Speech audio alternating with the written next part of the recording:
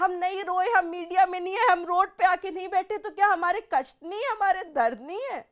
कौन मारेगा? 8 साल से मेरे पिता जेल में, हम 2 बच्चियां हैं, हम मारने जाएंगे किसी को? किससे? 4 लोगों का परिवार है हमारा, मेरे पिता, मेरी माँ, मैं, मेरी छोटी बहन। सोचिए किसी बेटी के दिल पे क्या बीती होगी कि जिस दिन उस विदा होके दूसरे घर जा रही है, उसको पता है कि उसके पिता भी अपने घर से वापस जा रहे हैं, अभी आज के बाद वो आपको नहीं मिलेंगे।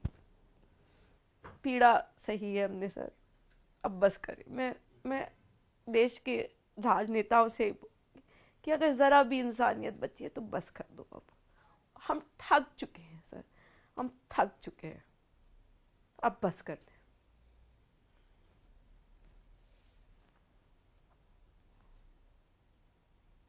कुलदीप सिंह सेंगर की बड़ी बेटी ऐश्वर्या सेंगर हमारे साथ हैं। ऐश्वर्या, इस पूरे मामले पर क्या कहना है आपका? मैं बहुत आज दुखी मन से आपके सामने बैठी हूँ। मुझे हमेशा लगता था कि हमारे सबूत कोर्ट में इतने स्ट्रांग है कि वो अपने लिए खुद बोलेंगे, सच को हमें हमें मीडिया में प्रदर्शन करने की और ये सब जो चीज़ें हो रही हैं वो करने की ज़रूरत नहीं है। लेकिन आज शायद लोगों को हमारे थ्रू सच पहुंचना बहुत ज़रूरी है, क्योंकि एक ही पक्ष शोर मचाता रहा है आज तक। उन्होंने मेरे पिता के बारे में गलत गलत धारणाएं लोगों के मन में बनवाई हैं, अफवाहें उड़ा के। और पिछले 8 साल से मैं, मेरी बहन, मेरी माँ, हम, मेरा पूरा परिवार उनके द्वारा प्रताड़ित किया जा रहा है। इन्होंने जब हमारे ऊपर 8 साल पहले, मेरे पिता के ऊपर एक भी मुकदमा नहीं था। ऐसा नहीं है कि मेरे इनके परिवार की हिस्ट्री उठा के देख ली जाए और मेरे परिवार की हिस्ट्री उठा के देख ली जाए, मेरे परिवार पे कोई भी, मेरे पिता पे एक भी मुकदमा नहीं था। 2018 में इन्होंने साजिश के तहत कुछ पॉलिटिकल लोगों से भी ये मिले, जो लोकल वहाँ के पॉलिटिकल लोग हैं, उनके साथ मिलके इन्होंने ये साजिश बनाई और जिसमें मेरे पिता को इन्होंने फंसाया। उस वक्त भी इतना मीडिया प्रेशर बना, इतने जो हमारा ट्रायल हुआ है ये किसी से छुपा नहीं है कि वो भी मीडिया ट्रायल हुआ है। मीडिया के प्रेशर में मेरे पिता को सज़ा कराई गई। मैं पिछले 8 साल से हाई कोर्ट जा रही हूँ अपनी फाइल लेके, अपने सारे तथ्य लेके। हम लोग तथ्यों में हम कहीं से कमज़ोर नहीं हैं। हम, आपको पता होगा कि ये इन्होंने हर बार हर एजेंसी के सामने अपने अलग अलग बयान दिए हैं। इन्होंने समय 3 बार बदला। इन्होंने सारी चीज़ें हर पल पल पे जब ये इंटरव्यू देती हैं, अभी देखिए कल ही सुप्रीम कोर्ट में इनकी तरफ से बहस हो रही थी कि ये 15 साल 10 महीने की थी जब ये घटना हुई। कल मैं एक इंटरव्यू इनका देख रही थी, उसमें कह रही है मैं 17 साल की थी। अब एम्स की एक पुष्टि करती हुई रिपोर्ट है कि ये उस वक्त 18 साल से ऊपर की थी। लेकिन क्योंकि महज इनके बयान हैं, पॉक्सो जैसा कानून है, मेरे पिता को सज़ा करा दी गई। अभी भी जब हाई कोर्ट से फैसला आया तो वो पूरा लीगल पॉइंट पे है, हमारे सारे सबमिशन हाई कोर्ट के सामने किए गए।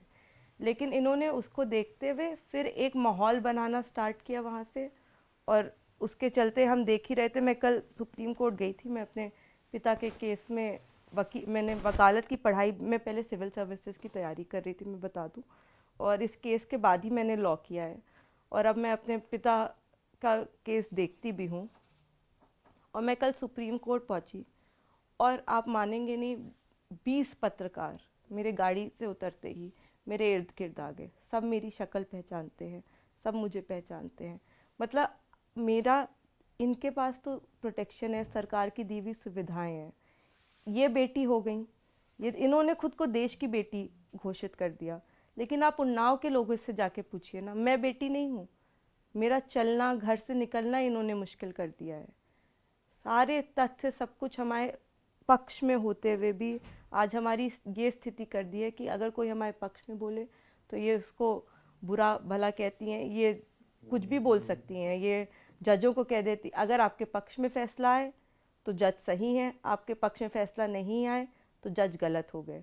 जुडिशरी पे इस तरह का अनड्यू प्रेशर बनाती हैं, जाने किस तरह।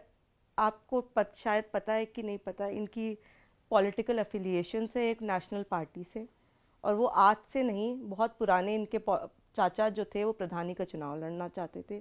2000 में मेरे चाचा के ऊपर ही गोली चलाकर, जान का हमला करके वहाँ से फरार हुए थे।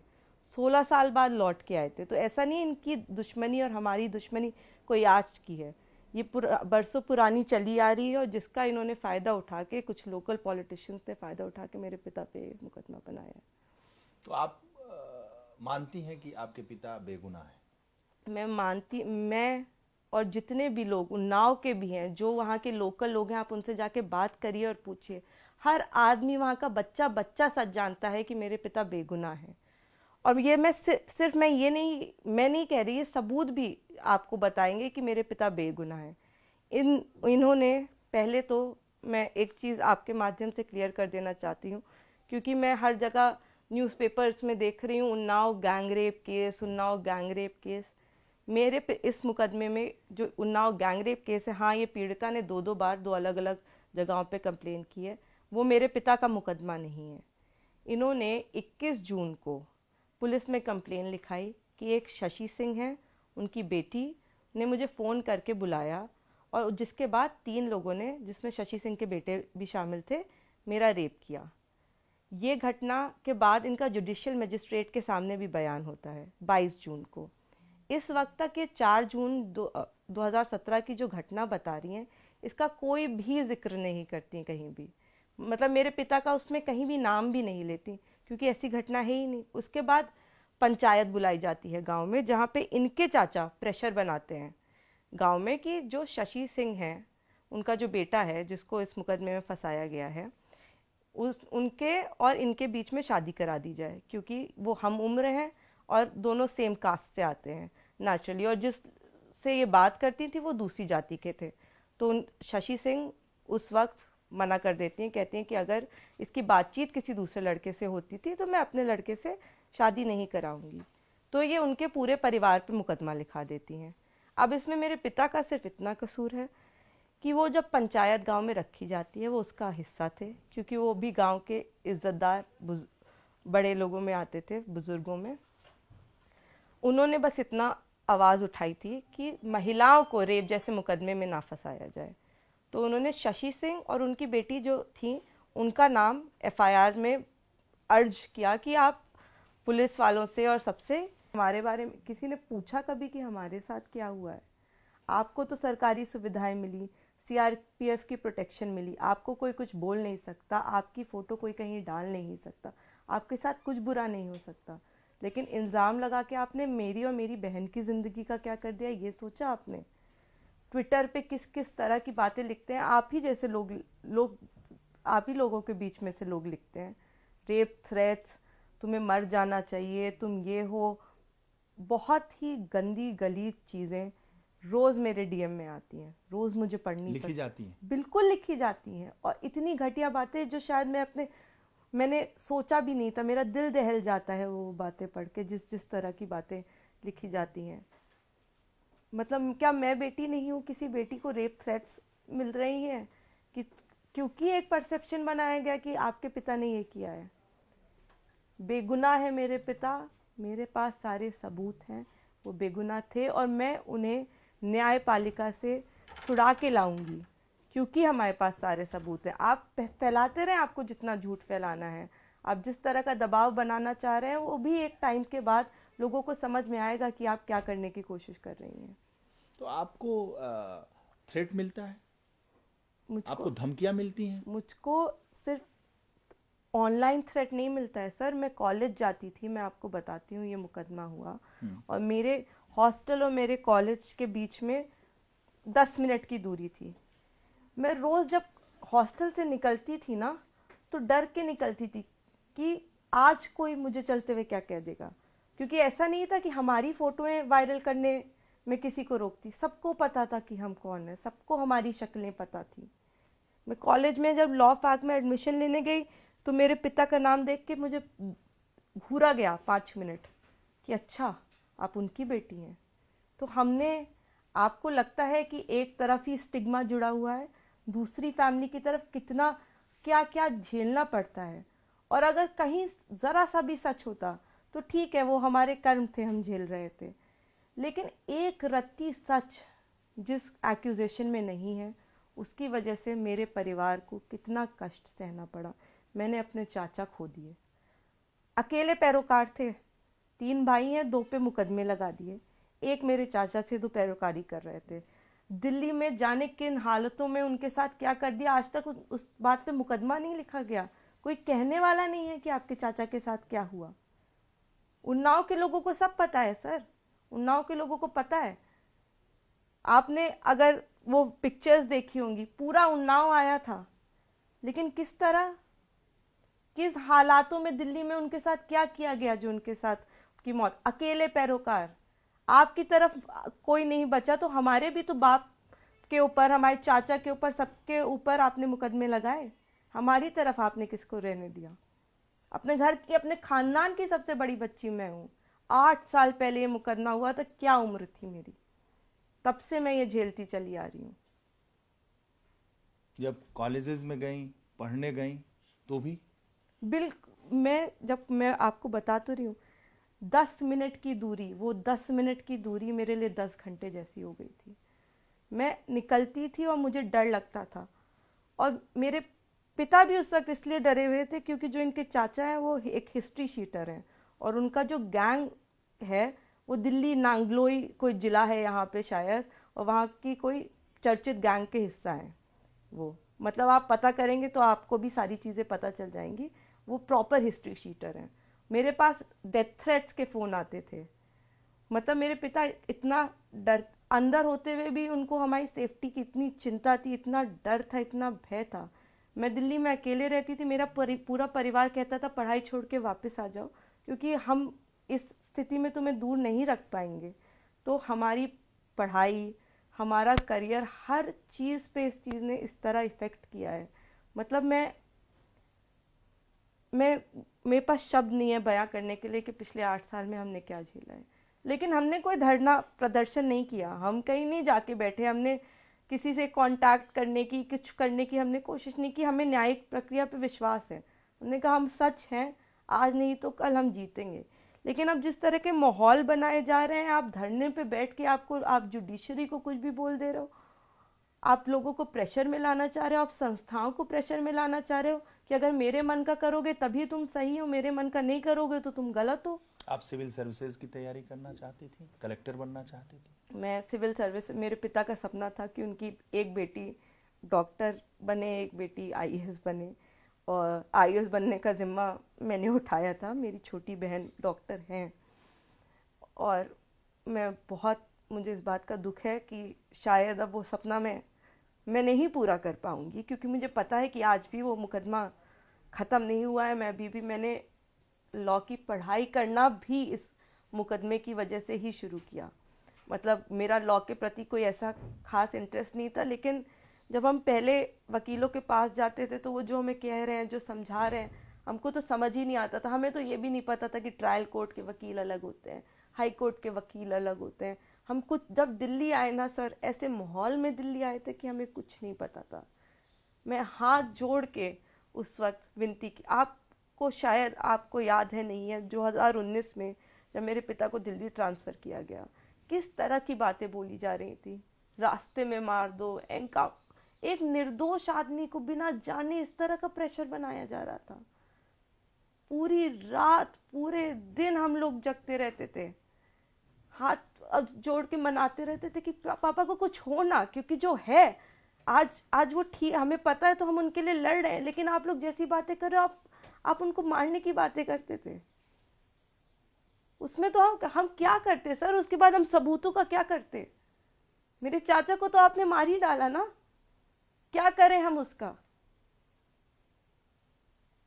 सारे सबूत मतलब आपने अभी मुझसे बातचीत में कहा कि जब मैं छोटी थी तो मेरे फादर कहते थे कि बेटी तुम्हें कलेक्टर बनना है, तुम्हें डीएम बनना है, समाज सेवा करना है, यही कहते थे।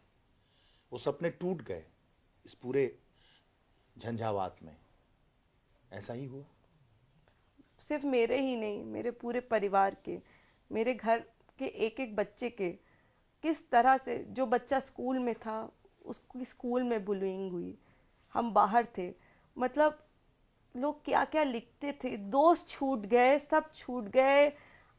बहुत, हम आपको बता नहीं सकते हैं कि हमारे साथ हमें क्या क्या बोला गया है, और इस तरह का माहौल बनाया गया कि अगर कोई सच बताना भी चाहे, कोई हमारे पक्ष में बोलना भी चाहे, तो आदमी उसको गाली देता है।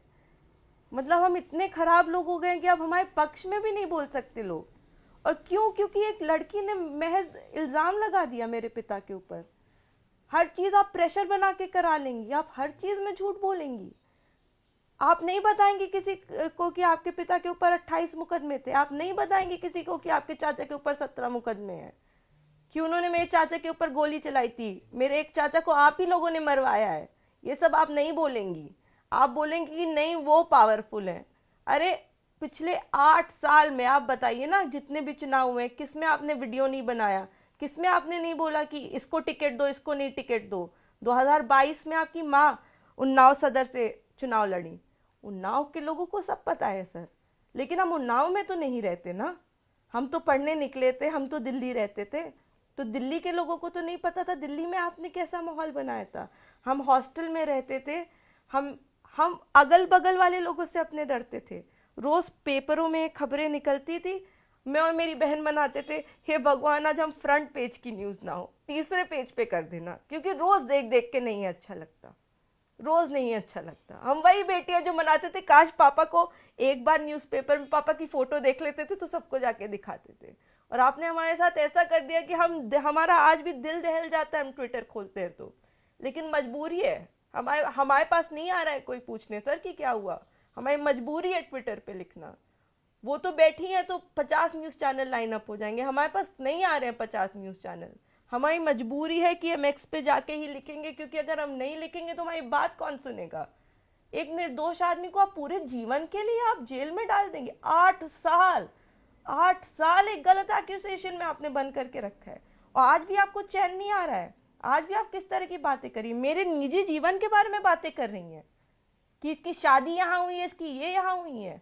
निजी जीवन के बारे में बिल्कुल, आप वीडियोस उठा के देख लीजिए, वो हर इंटरव्यू में मेरे निजी जीवन की बातें कर रही हैं कि इसकी शादी इस फला तारीख को हुई, यहाँ हुई, ये। अरे मैंने आपके निजी जीवन के बारे में आज तक कोई बातें की? मुझे 1000 चीजें पता है, मैंने आज तक टिप्पणियां नहीं की। आप क्यों मेरे निजी जीवन? क्योंकि आप विक्टिम है और मैं नहीं हूं। आप क्या कर रही हैं मेरी हर जगह फोटो वायरल कर करके? मेरी पर्सनल फोटोज आप वायरल करती हैं, मुझको नहीं पता है क्या? लेकिन मैं, क्योंकि मेरी पक्ष कोई सुनेगा ही नहीं। हम बच्चियां नहीं हैं, बेटी तो एक ही तरफ है। क्यों? क्योंकि किसी एनजीओ वाली ने कह दिया कि वो बेटी है। आप भी तो बेटी हो। वही तो मैं बोलना चाह रही हूँ सर आपसे कि मैं बेटी नहीं हूँ। पिछले 8 साल में क्या किस उनको तो सारी, मैं कह तो रही हूँ, सारी सरकारी सुविधाएं दी गई हैं। वो एक फोन मिलाए, मैं आज चाहूँ राहुल गांधी जी को फोन मिला के मिल सकती हूँ? बोलिए राहुल गांधी जी से मुझसे मिले, बोलिए। मैं ताकतवर हूं ना? अगर वो बोलती हैं कि मैं ताकतवर हूं, क्या मैं एक फोन में राहुल गांधी जी से मिल सकती हूँ, प्रियंका गांधी जी से मिल सकती हूँ? क्या मुझे चुनाव लड़ाने वो ले जाएंगी उन्नाव? नहीं ले जाएंगी। कौन है पावरफुल? आपने हमें हमारा सामाजिक बहिष्कार कराने की कोशिश की है, और जो चंद लोग, जो उन्नाव के, जो हमारे जिले के लोग ये सब सच जानते हैं, आप कोशिश आज भी लगी हुई हैं कि वो भी हमारा बहिष्कार करें। लेकिन आप कह रही हैं कि राहुल गांधी राजनीति कर रहे हैं? बिल्कुल राजनीति कर रहे हैं सर। किसको नहीं पता है? किसको नहीं पता? राहुल गांधी जी पढ़े लिखे हैं। मैं उनसे कहना चाहती हूँ, आप उठाइए ना, आप मंगाइए फाइल इस केस की, आप केस की फाइल मंगाइए, आप पढ़िए, आपको तो भी लगे। आप सिर्फ ये मत देखिए कि वो बीजेपी में थे, कि वो बीजेपी के नेता थे। वो तो कांग्रेस में भी रहे हैं। अरे मेरे पिता की शुरुआत कांग्रेस से हुई है, तो आप इसको राजनीति मत बनाइए। आप मंगाइए ना फाइल सर, आप तो बहुत पढ़े लिखे हैं, आप तो विदेशों से पढ़ के आए हैं। अब मंगाइए फाइल, आप देखिए। नेता विपक्ष हैं। नेता विपक्ष है। आप मेरा मुद्दा उठाइए ना, आप फाइल पढ़िए, आपको सबूत मिलेंगे। आप जाके आप सरकार से सवाल पूछिए कि इतने सबूत होते हुए ये इंसान 8 साल से जेल में क्या कर रहा है, ये सरकार क्या कर रही है? अरे आपको तो मेरे लिए बोलना चाहिए सर। आप कैसे एक फोन कॉल में दूसरे को बुला लेते हैं और आप बोलते हैं दूसरा तरफ पावरफुल है, बीजेपी एमएलए। अरे इतने पावरफुल होते 8 साल से एक झूठे मुकदमे में बंद है। सोचने की बात है ना सर। तो आपको लगता है कि कांग्रेस पार्टी, राहुल गांधी, प्रियंका गांधी, अलका लांबा, योगिता भयाना, ये सब राजनीति कर रहे हैं? बिल्कुल राजनीति कर रहे हैं सर। और मुझे नहीं पता इनको सच पता है कि नहीं, और अगर इनको सच नहीं पता है तो मैं इनसे आग्रह करना चाहती हूँ कि आप सच पता करिए। क्योंकि अलका लांबा जी, जब ये केस हुआ तो मैंने देखा कि वो गई और उन्होंने 100 जगह बोला कि लड़की दलित है, एक लड़की दलित लड़की के साथ ऐसे कर, तो वो इस तरह की मिस इन्फॉर्मेशन हर बात पे फैलाती हैं। तो मैं उनसे कहना चाहती हूँ कि दूसरी तरफ भी बेटियां हैं, दूसरी तरफ भी औरतें हैं। आपके मन में हो सकता है, आपको लगता हो कि आदमियों की कोई इज्जत ही नहीं होती है, क्योंकि आप मेरे पिता की इज्जत तो आप समझती ही नहीं है कि होनी चाहिए। लेकिन अगर सिर्फ आप औरतों की भी इज्जत करना चाहती है तो दूसरी तरफ भी है। आप अपना मुंह खोलने से पहले, इतने बड़े पद पे बैठी हैं, मुझसे उम्र में बड़ी हैं, शायद मेरे बराबर आपकी बच्चियां होंगी, एक बार सोचिए। जिस मैं यूनिवर्सिटी से आप पढ़ी हैं, जिस यूनिवर्सिटी से आपने लॉ किया है, दिल्ली यूनिवर्सिटी से, वो दिल्ली यूनिवर्सिटी की अध्यक्ष भी रही हैं। सर, तब इसीलिए मैं कहना, आप लोग इतने पढ़े लिखे लोग होने का क्लेम करते हैं कि आपको सब सच पता है, ठीक है, तो आप एक बार क्यों नहीं ये फाइल उठा के देख लेते? आप क्यों नहीं पूछते उस लड़की से कि भाई बताओ कि तुमने समय क्यों 3 बार बदला? अच्छा चलो तुम ट्रॉमे में, लेकिन आप दिन और रात का फर्क तो नहीं भूल सकते। दोपहर 2 बजे और शाम 8 बजे का फर्क, इतना फर्क। चलिए आपको साइंटिफिक चीजें, आप कैसे उस वक्त फोन पे बात कर, ये सब तो सवाल कर सकती है ना वो उनसे, उनसे कुछ बेसिक सवाल तो वो कर सकती हैं, क्यों नहीं करती हैं? वो नेता विपक्ष क्यों नहीं करते उनसे सवाल? आपके पिता कांग्रेस में भी रहे, समाजवादी पार्टी में भी रहे। जी, अखिलेश जी से क्या कहना चाहेंगे?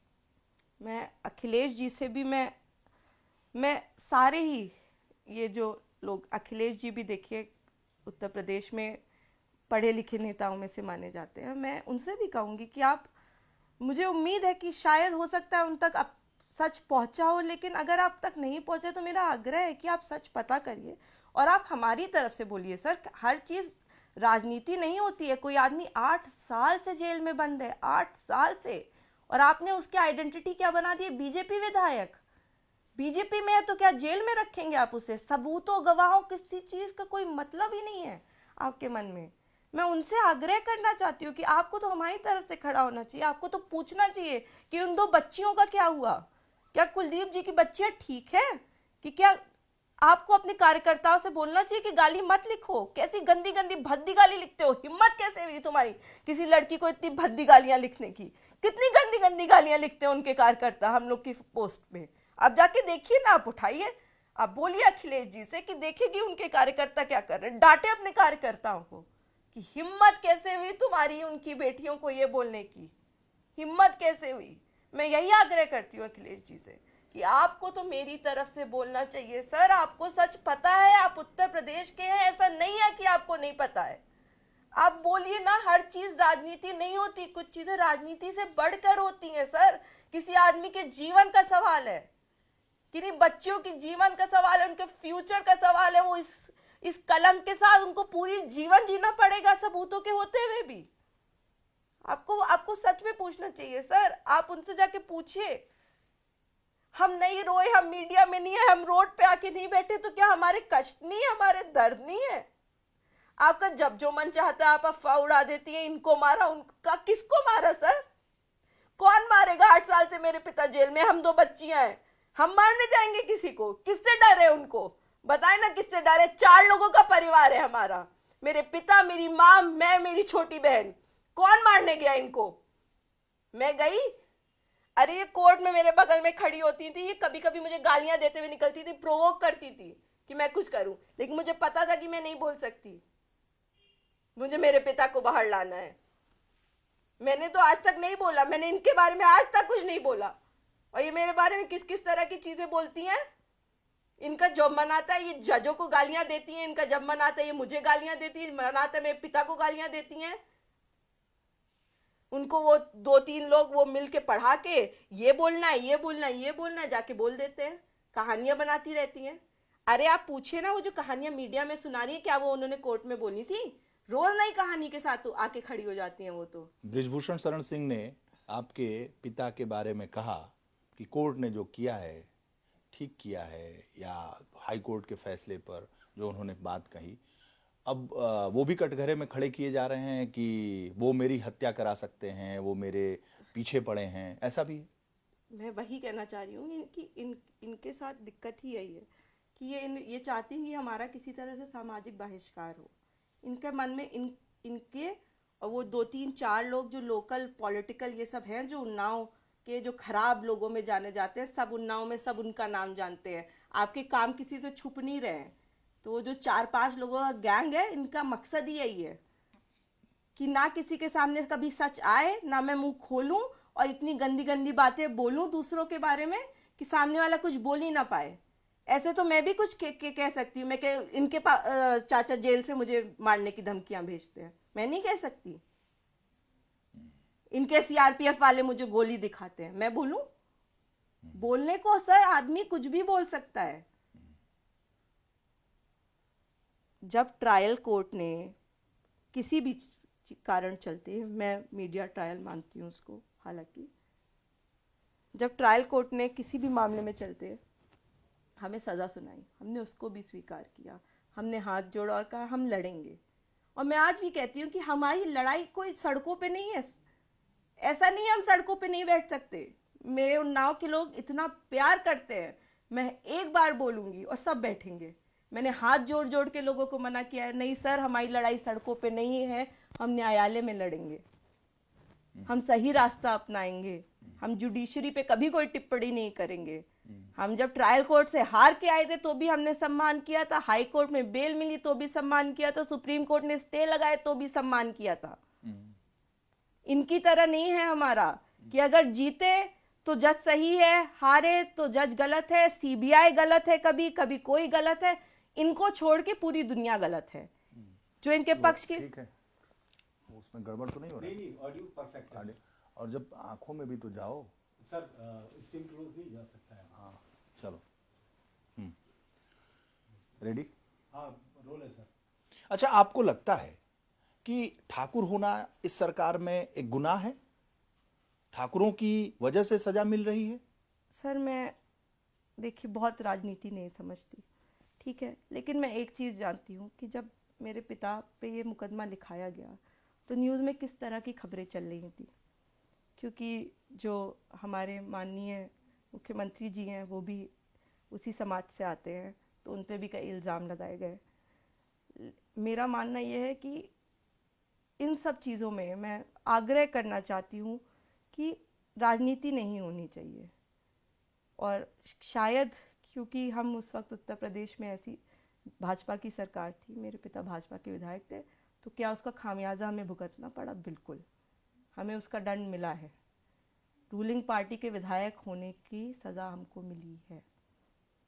ये मैं इसमें कोई हेजिटेशन, शायद हम किसी कुछ और होते, अगर हम सच में बता रही हूँ, अगर हम विधायक नहीं होते तो हमारे सबूत ज़रूर देखे जाते, हमारे साथ इतना बुरा नहीं होता जितना बुरा किया गया। ये जो पूरी चीज़ पे राजनीति हो रही है ना, मैं हाथ जोड़ के मतलब आप करें ना राजनीति, बहुत मुद्दे हैं राजनीति। आपको लगता है कि पिताजी ठाकुर थे, क्षत्रिय थे, राजपूत कुल में पैदा हुए, सरकार में जो मुखिया हैं योगी जी उसी कुल खानदान से हैं, तो ये भी एक टारगेट करने का आसान तरीका हो गया कि ठाकुरों की सरकार है तो ठाकुर विधायक है, तो ऐसा वैसा, ऐसा है क्या? कुछ आपने फील किया, महसूस किया?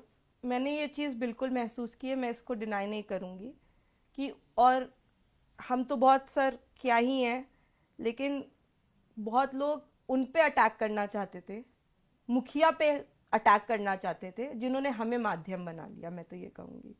ओह, योगी आदित्यनाथ पर अटैक करना चाहते थे और माध्यम कुलदीप सिंह सेंगर बने, बिल्कुल आप लोग बने, ये कहना चाहते मैं उस वक्त की बात करें तो बिल्कुल ये सच है कि अटैक वहाँ वो करना चाहते थे, हम उस चीज़ का माध्यम बने।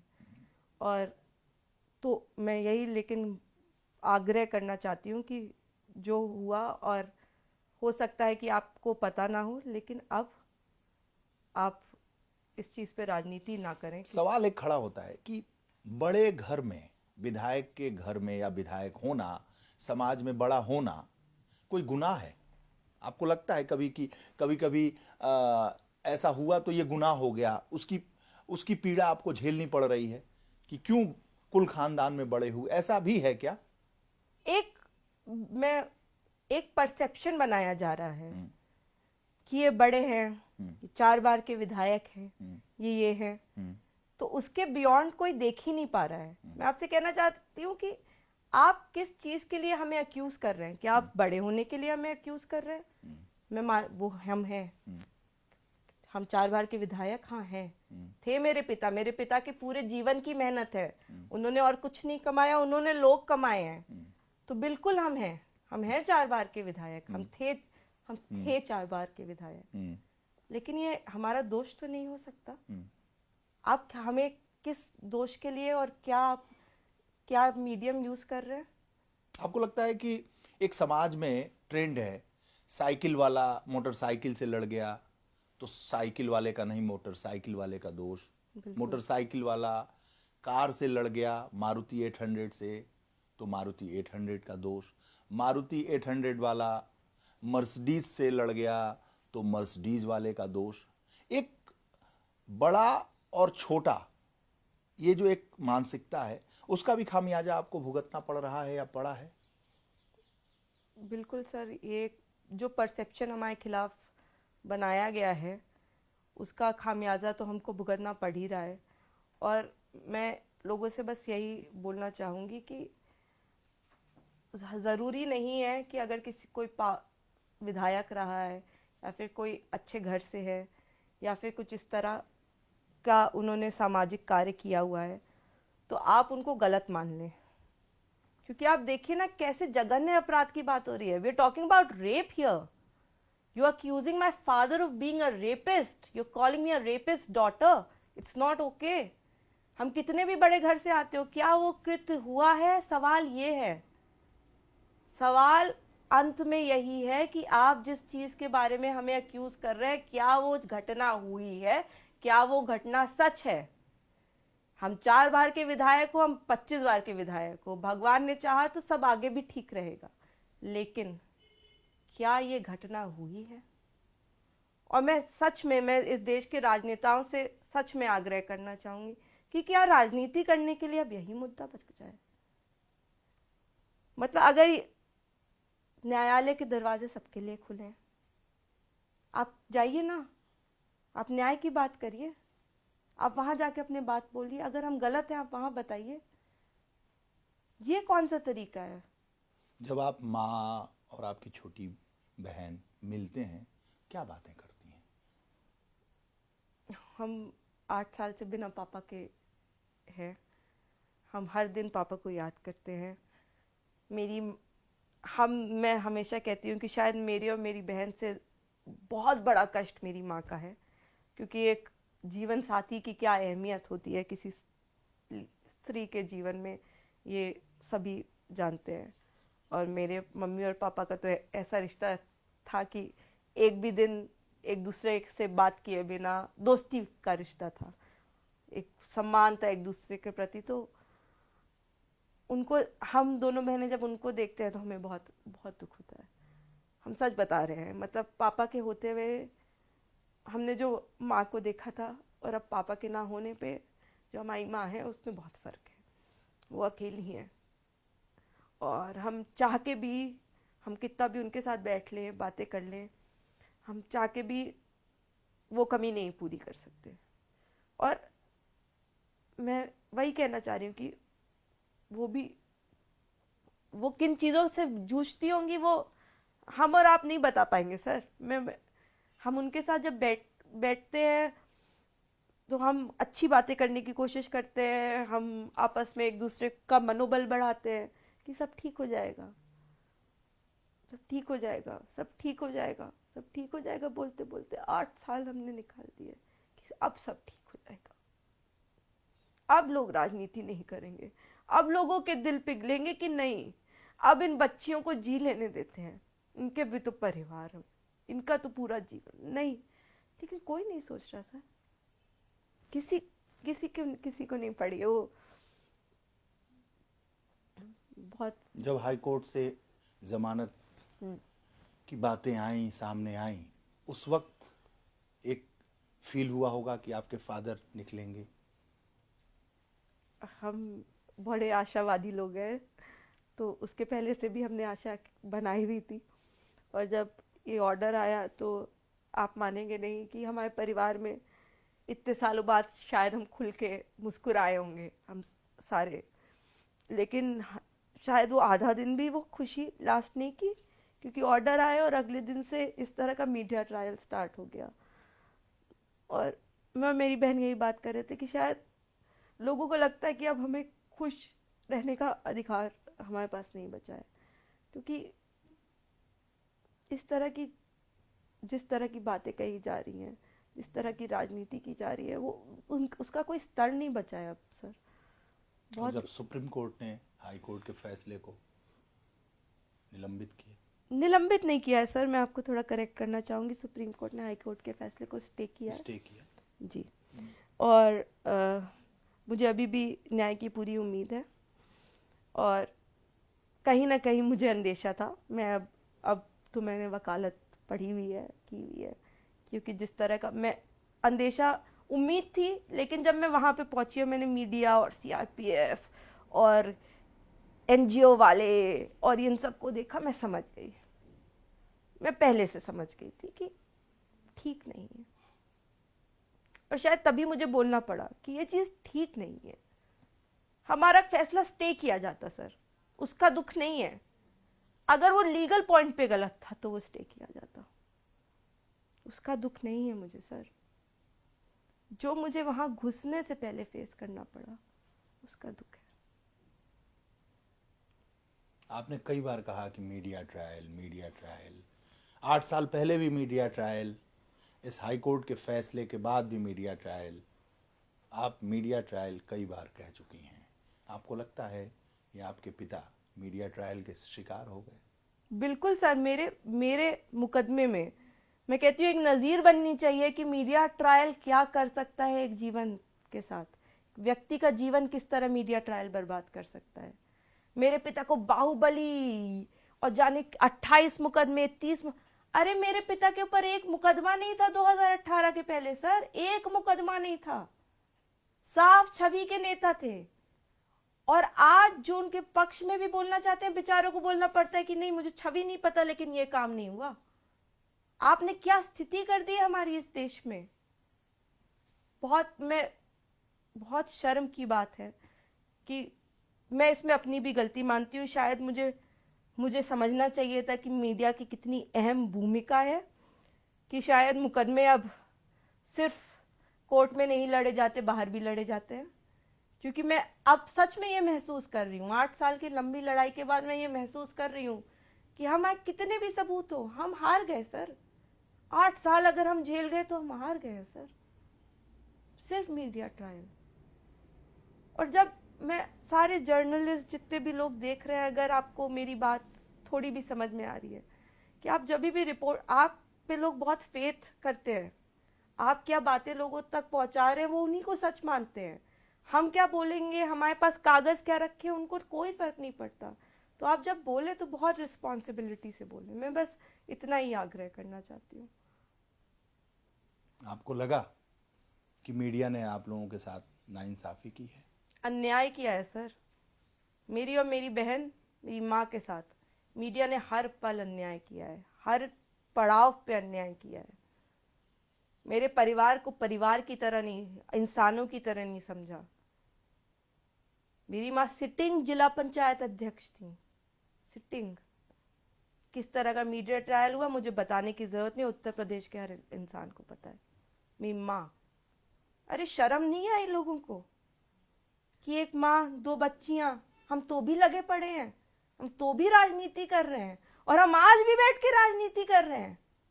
हम नहीं देख रहे उन बच्चियों के साथ क्या हो रहा है। अरे तुम अच्छे घर भले घर की बच्चियां कहते हो, तो अच्छे घर और भले घर की बच्चियों के साथ क्या कर रहे हो। बहुत ही शर्म की बात है सर, और मैं जिन मीडिया वालों ने जानते हुए भी ये किया है, मुझे लगता है उनको भी शर्म आनी चाहिए कहीं ना कहीं थोड़ी। कोई उम्मीद दिखती है? मैंने सर आपसे पहले भी कहा, बहुत आशावादी लोग हैं, और भगवान पे विश्वास तो अटूट है, और अपने सबूतों पे विश्वास अटूट है, और जब तक मैं जिंदा हूं मेरे सबूत जिंदा हैं, और मैं बिल्कुल जीत के आऊंगी। मेरे पिता ने ये काम नहीं किया है, मेरे पिता पूरी तरह से इस मामले में निर्दोष हैं, और वो निर्दोष साबित होंगे, और मैं उनको घर लेके आऊंगी, और मैं और मेरी दोनों बहनें उनसे फिर से गले लगेंगे, उनके साथ बैठ सकेंगे, उनके साथ खाना खा सकेंगे, जैसे सारे बेटी और बाप एक साथ बैठते हैं। वैसे ही हम भी बैठेंगे। आप समझ नहीं सकते कि मैं कितनी क्लोज थी अपने पापा से। वो हर 8 बजता नहीं था, वो मैं दुनिया में कहीं भी हूँ, वो दुनिया में कहीं भी, हमें बात करनी थी। 8 साल से मैं उस पल का इंतजार कर रही हूँ कि वो 8 बजे और वो रोज मुझे फोन मिला सके। रेगुलर टच में। जब तक वो बाहर थे, वो एक दिन, मैं जब से बड़ी हुई हूँ, मैंने होश संभाला है, मेरे पिता दुनिया के किसी भी कोने में हो, वो रोज मुझसे बात करते थे। मैं अपने फादर से बहुत ही क्लोज रही हूँ। लोग कहते हैं मैं दिखती भी उनकी तरह हूँ, शायद इसीलिए मुझे थोड़ी एक्स्ट्रा गालियाँ भी देते हैं, लेकिन मैं इंतज़ार कर रही हूँ और मुझे भगवान पे पूरा भरोसा है, मुझे पूरी आशा है कि बहुत मिस करती हैं। करती हूँ सर, हर पल मिस करती हूँ। आप समझ नहीं सकते हैं, मतलब मैं शायद एक्सप्रेस करने में उतनी अच्छी नहीं हूँ, मैं बता नहीं सकती, लेकिन हर पल मिस करती हूँ। और मेरे पिता को कोई कुछ बुरा बोलता है ना सर, मैं अंदर से मैं टूट जाती हूँ कि आप जानते नहीं है वो किस तरह के इंसान है। 2 महिलाओं को बचाने के चक्कर में वो आज 8 साल से झेल रहे हैं, लेकिन उनसे अगर कभी भी कह दो कि पापा हम अब किसी की मदद नहीं करेंगे, तो भी वो मुझे यही समझाते कि नहीं बेटा, इंसान वही है जो दूसरों की मदद करे।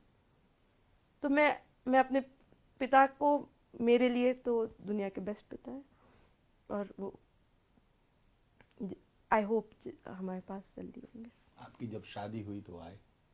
जी, मेरी शादी में बहुत बहुत साल बाद उन्हें हाई कोर्ट से हमने परमिशन ली कि वो मेरी शादी मेरे साथ रह पाए। आप सोचिए कि कितना इमोशनल होता है। बचपन से बच्चियां सोचती हैं कि जब उनकी शादी होगी ये करेंगे वो करेंगे। मेरे शादी में मुझे सिर्फ यही खुशी थी कि मेरे पिता आ रहे हैं और मुझे इतने समय बाद उनके साथ वक्त बिताने को मिलेगा। उसमें भी इन लोग को चैन नहीं पड़ा। ये हाई कोर्ट गए, इन्होंने 2 पार्ट में कराई थी। मेरे पिता की ज़मानत 2 हिस्सों में करा दी थी। बीच में वो बेचारे वापस फिर से गए, मतलब मेरी जो अन्य जो कार्यक्रम होते हैं वो नहीं अटेंड कर पाए। उन्होंने सिर्फ मेरी शादी अटेंड की। उस तरह सारे कार्यक्रम में नहीं रहे। सारे कार्यक्रम इन्होंने करने नहीं दिए। ये फिर पहुंच गए थे कोर्ट, कहते हमें खतरा है। किस बात का खतरा है? जब आए शादी में तो फिर हाँ, पूरा परिवार खुश था। आप हमारी फोटोएं देखिए, उस वक्त हम सबके चेहरों पे, मैं अपनी विदाई में शायद मेरी विदाई जिस दिन हुई उसी दिन मेरे पिता को वापस जाना था, वापस सरेंडर करना था। आप सोचिए किसी बेटी के दिल पे क्या बीती होगी कि जिस दिन उस विदा होके दूसरे घर जा रही है, उसको पता है कि उसके पिता भी अपने घर से वापस जा रहे हैं। अभी आज के बाद वो आपको नहीं मिलेंगे, नहीं देख सकते आप उन्हें, छोड़ने भी नहीं जा सकते क्योंकि आपकी शादी होगी, आप दूसरे घर में आ गए। मैंने क्या, मैं ये सब बोलना नहीं चाहती थी, लेकिन आपने ऐसे सवाल कर दिए। बहुत पीड़ा सही है हमने सर, अब बस करें। मैं देश के राजनेताओं से कि अगर ज़रा भी इंसानियत बची है तो बस कर दो। अब हम थक चुके हैं सर, हम थक चुके हैं, अब बस कर दें।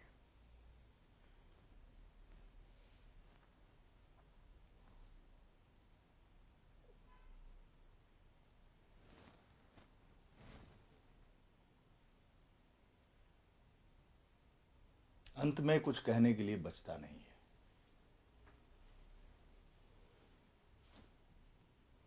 मैं क्या बोलूँ आप लोगों से, जो मेरे दिल में था मैंने बता दिया है, बाकी आप लोगों की बहुत मर्जी बहुत है। धन्यवाद आपका। बहुत